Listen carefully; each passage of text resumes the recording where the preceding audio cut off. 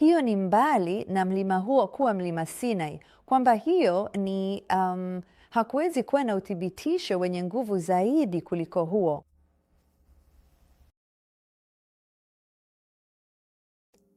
Ron alijua kwamba pengine wasiwasi mkubwa wa Saudi ungekuwa wazo la Israeli kujaribu kudai ardhi hiyo kwa sababu mlima Sinai ulikuwa katika ardhi yao.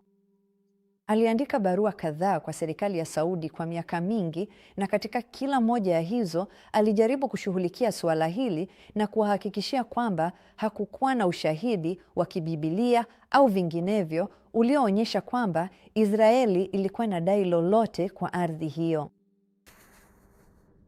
Utafiti wangu pia unathibitisha kwamba hakuna mtu isipokuwa watukufu wenu wa kifalme aliye na dai la kimungu kwa mlima huu mtakatifu.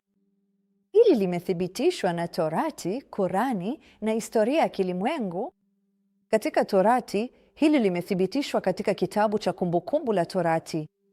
Wakati Allah anapomwambia Nabii Musa kuondoka Jabali Musa na kuwaongoza watu kuelekea kaskazini kwenye nchi aliyowapa, akimaanisha nchi ya ahadi, Allah anasema wasivuruge nchi watakayopita kwa sababu nchi hii si yao.